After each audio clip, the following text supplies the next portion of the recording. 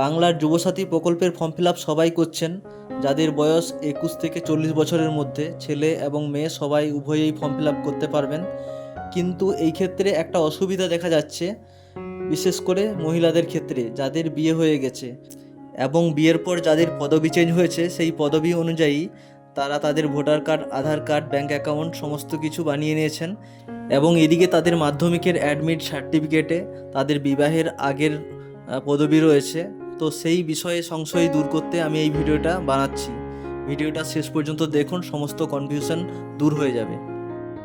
এখানে আপনারা এখনকার একটা পাসপোর্ট সাইজের ছবি চিটিয়ে দেবেন, যেটার ব্যাকগ্রাউন্ড সাদা অথবা হালকা কালারের হয়ে থাকবে, এবং এখানে একটা সাইন করে দেবেন। সাইনটা ফর্ম থেকে ছবি পর্যন্ত বা ছবি থেকে ফর্ম পর্যন্ত থাকবে। দুয়ারে সরকার রেজিস্ট্রেশন নাম্বারটা আপনাদের এখন লেখার দরকার নেই, ওটা আপনারা ক্যাম্পে গিয়ে লিখবেন। ওখানে যে অফিসার থাকবে তাদেরকে জিজ্ঞাসা করে লিখে নেবেন। আধার নাম্বারের জায়গায় আপনার আধার নাম্বারটা লিখে নেবেন। আমি এখানে যেসব নাম বা নম্বর আমি ব্যবহার করছি সমস্ত কিছুই কাল্পনিক, এটা কারোর সঙ্গে মিল নেই, এটা আমি জাস্ট উদাহরণের জন্য ব্যবহার করছি।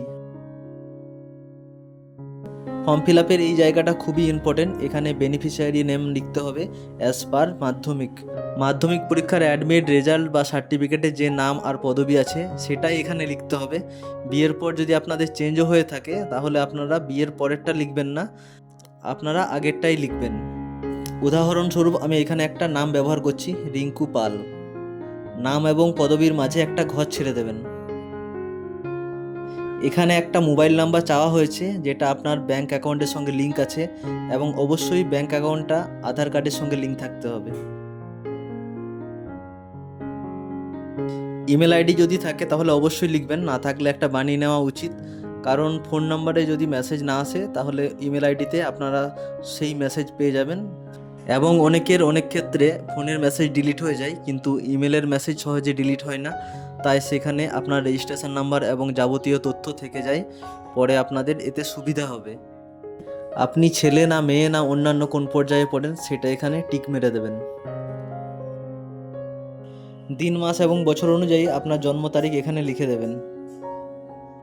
মোবাইলের বার্থ ক্যালকুলেটর খুলবেন এবং সেখানে 1/4/2026 অনুযায়ী আপনাদের কত বয়স হচ্ছে সেটা লিখে দেবেন, এবং সেটা অবশ্যই 21 থেকে 40 বছরের মধ্যে হতে হবে, না হলে আপনারা এই টাকা পাবেন না।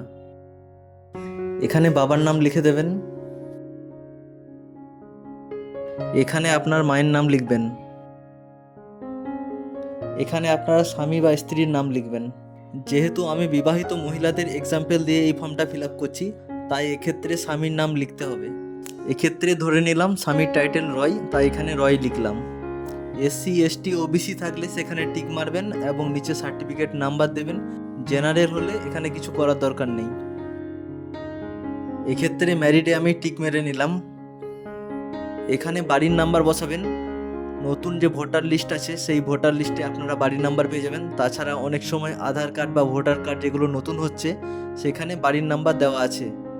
এই বাড়ির নাম্বার অবশ্যই বিবাহিত মহিলাদের শ্বশুর বাড়ির নাম্বারের কথা বলছি, যাদের পদবি, ঠিকানা সমস্ত কিছু পরিবর্তন হয়ে গেছে।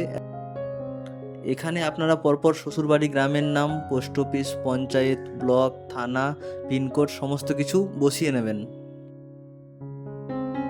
সবার ক্ষেত্রে রাজ্য ওয়েস্ট বেঙ্গল আগে থেকে লেখা থাকবে, এখানে আলাদা করে কিছু লেখার নেই। এবার পরের পাতায় চলে আসি। মাধ্যমিকের বোর্ড এবং মাধ্যমিকের রোল নাম্বার এখানে চাওয়া হয়েছে, সঙ্গে কোন ইয়ারে আপনারা পাস করেছেন সেটাও এখানে লিখে দেবেন।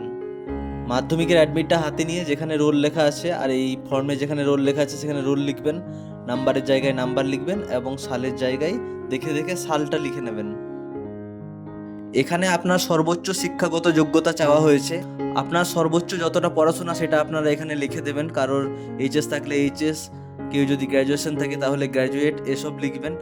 আর যদি ওইগুলো না থাকে তাহলে মাধ্যমিক পাসই লিখে দেবেন, কোনো অসুবিধা নেই তাতে।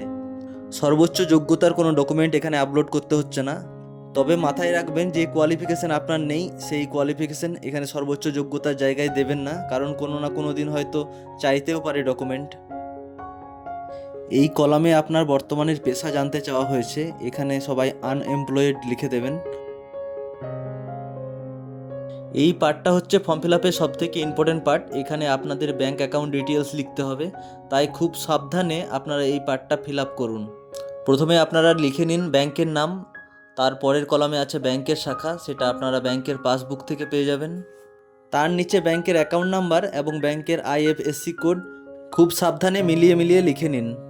বিবাহিত মহিলাদের জন্য এখানে আরেকটা গুরুত্বপূর্ণ কথা বলে রাখছি, আপনারা এখানে যে ব্যাংক অ্যাকাউন্টটা ব্যবহার করবেন, আপনার যে ডকুমেন্টস লাগবে আধার কার্ড এবং ভোটার কার্ড, তার যে পদবি আছে তার সঙ্গে যেন এই ব্যাংক অ্যাকাউন্টের নামের মিল থাকে, এবং আধার কার্ডের সঙ্গে ফোন নাম্বারের লিঙ্ক থাকতে হবে, এবং আধার কার্ডের সঙ্গে ব্যাংক অ্যাকাউন্টের অবশ্যই লিঙ্ক থাকতে হবে।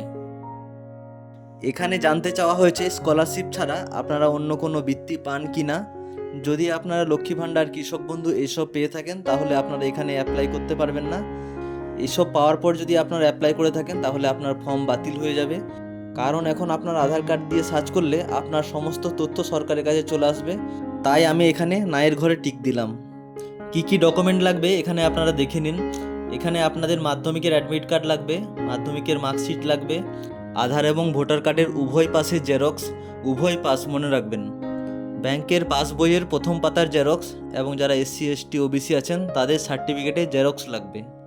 সমস্ত জেরক্সে আপনাদের সেলফ অ্যাটেস্টেড করতে হবে। বিবাহিত মহিলারা যদি অনলাইনে আবেদন করেন তাহলে প্রসেস সেম থাকবে।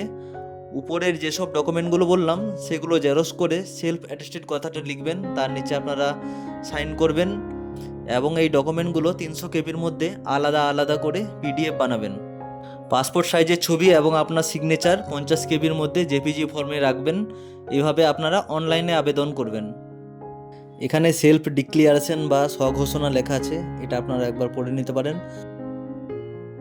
তার নিচে ডেটের জায়গায় ডেট বসিয়ে নেবেন, এবং ডান দিকে সিগনেচারের অপশান আছে, সেখানে আপনারা সাইন করে নেবেন। বিবাহিত মহিলাদের ক্ষেত্রে যে সাইনটা আপনারা এখানে করবেন সেটা আপনাদের বিয়ের পর পদবি চেঞ্জ হয়ে যাওয়ার পর যে সাইন সেটা করবেন। এই সাইনের সঙ্গে আপনাদের ভোটার কার্ড, আধার কার্ড এবং ব্যাংক অ্যাকাউন্টের পদবি একই থাকবে। বিবাহিত মহিলারা যদি ভুল করে এখানে মাধ্যমিকের অ্যাডমিট বা মাধ্যমিকের মার্কশিট বেসিক সাইন করে দেন তাহলে ফর্মটা বাতিল হয়ে যাবে। তো বন্ধুরা, এই ছিল আজকের ভিডিও। আশা করি এই ভিডিওতে আপনাদের সম্পূর্ণভাবে হেল্প করতে পেরেছি। ভিডিওটা ভালো লাগলে চ্যানেলটাকে সাবস্ক্রাইব করে রাখবেন এবং পাশে বেল আইকনটি ক্লিক করে রাখবেন, যাতে আমি ভিডিও ছাড়ার সঙ্গে সঙ্গে আমার সমস্ত ভিডিও আপনাদের কাছে পৌঁছে যায়। কালকে 26শে ফেব্রুয়ারি ফর্ম ফিল আপের লাস্ট ডেট এবং অফলাইনে ফর্ম জমা দেওয়ার লাস্ট ডেট, তাই আপনারা তাড়াতাড়ি করে ফর্ম ফিল আপ করে জমা দিয়ে দিন। ভালো থাকবেন, সুস্থ থাকবেন।